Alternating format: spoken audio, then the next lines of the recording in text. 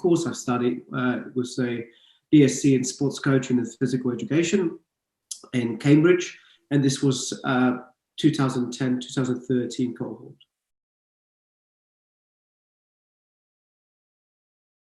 The reason I've chosen this course, I actually applied for it in clearing. I simply didn't get in Bath University, and I was looking at the alternative courses, and that came up in my UCAS clearing system.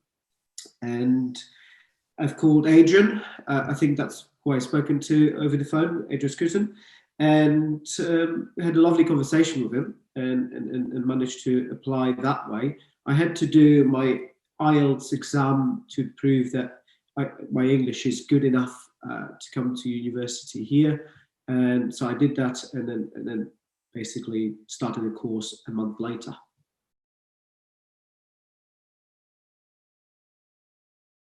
My background in terms of A-levels, I've never done biology or chemistry, so I had to learn a lot in terms of anatomy, physiology, and it really did help me in terms of taking time studying or everything that what others seem at the time better at.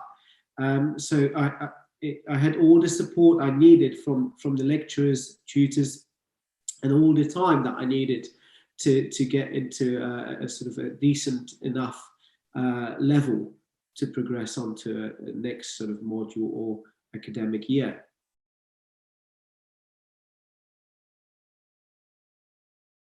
In terms of the development, person development, I think it actually hit the right spot.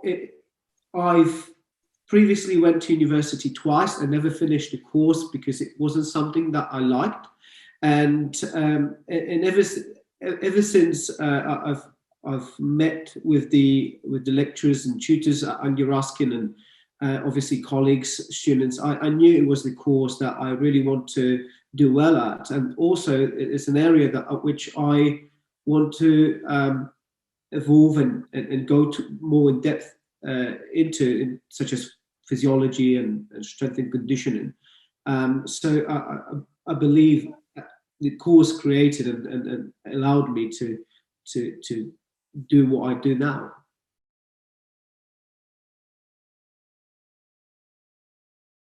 I've gained extra activities or experience by simply speaking to my tutors and asking what extra can I do, especially on my first year, because it seemed that most internships were given to older years, so second, third years.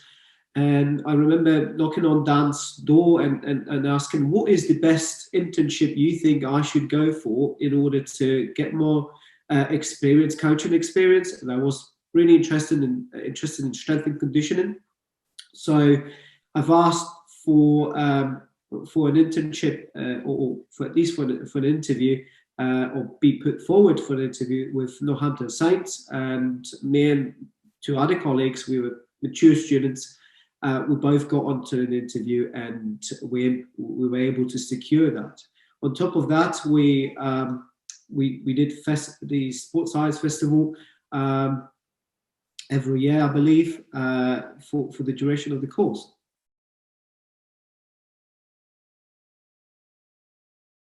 Time on the course certainly prepared me for the UK SCA accreditation. So I'm an accredited coach simply because the curricula at the time on my second and third year was covering strength and conditioning, and the curricula was sort of preparing us for the examination which you need to gain in order to become an accredited coach.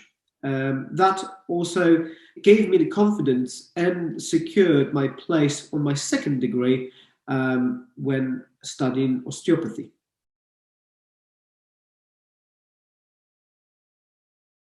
Fun, smart and proactive. I think the course has been well regarded nationally and in terms of the education and the quality of delivery.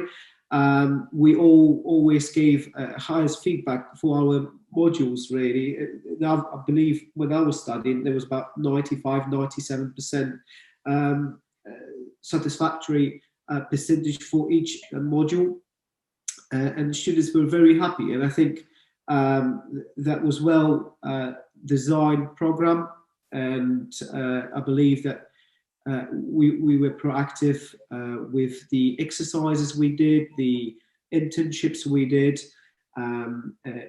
presentations, the meetings with alumni, and obviously the fun part was being at uni with the right bunch of guys.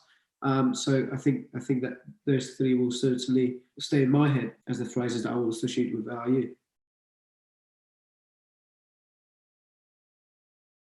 I'm a sports osteopath and accredited strength and conditioning coach. I work for myself, although 50% of my time I spend with the Cambridge University Boat Club. That's where I work as a strength and conditioning coach and a sports osteopath.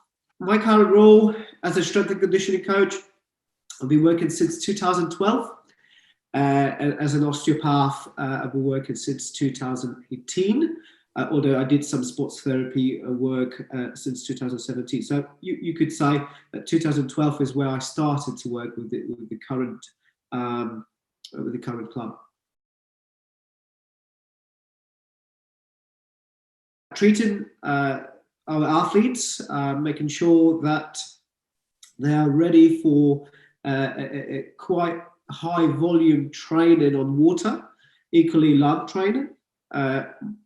The other part of my job, obviously, in terms of strength and conditioning, will be to make sure that they're robust enough, they're strong and powerful, so they can keep winning against the other players.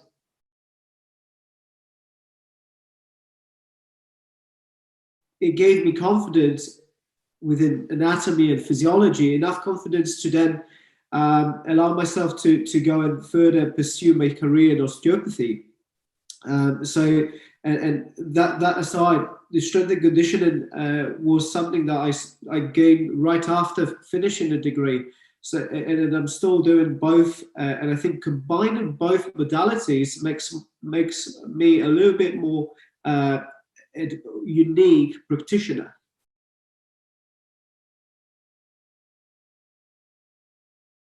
I do believe that, and I've been in touch with the lecturers at RU over the last few years. I do know that the program in strength and conditioning and sports therapy has evolved. So I will strongly recommend that people do go on to those courses. I strongly, I believe when I was studying, I wasn't sure whether I want to do a bit of a physio or do I want to do strength and conditioning. I think you could say the combination of both, you come up with a sports therapy. So it's good that this current sports therapy course integrates strength and conditioning. So I strongly recommend that you guys go after those courses, enjoy it as much as you can, and then get onto the internships as much as you can. Don't waste time, and I certainly didn't waste time. I was 25 on my first year, and I knew I didn't have enough coaching experience. So in order to gain them, I went on from the day one. And actually, even though most of you will go on the second, third year internships, if you speak to your tutors, I'm sure they will put you forward to perhaps start earlier. I think as an undergraduate, in terms of the specific themes to consider, I will choose gait analysis from the pool of the biomechanics, simply because when you see a person moving in certain directions or with a certain limp or pathological gait, you can then start to apply your anatomy, your knowledge of anatomy, or try to figure out what is really going on. And as a result, later on, when you do things like strength and conditioning, you can apply exercises that may benefit the particular person or an athlete. So I think that is certainly something that I haven't done, but I certainly did do when I studied further with the clinical population. I believe that periodization is a subject that I really benefited from, and I feel that is interested, but at the same time is applicable with if you do work in high performance.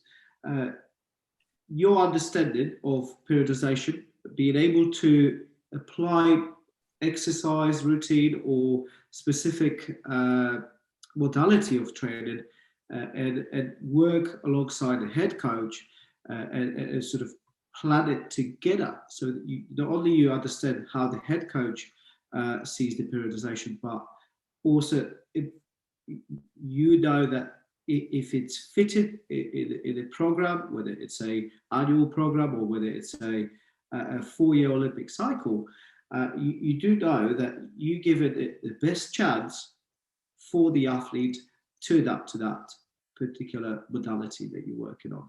So I think periodization is, or at least knowledge of periodization, it's super important, whether it's a high performance setup or any team performance, any athlete that you are trying to help win medals.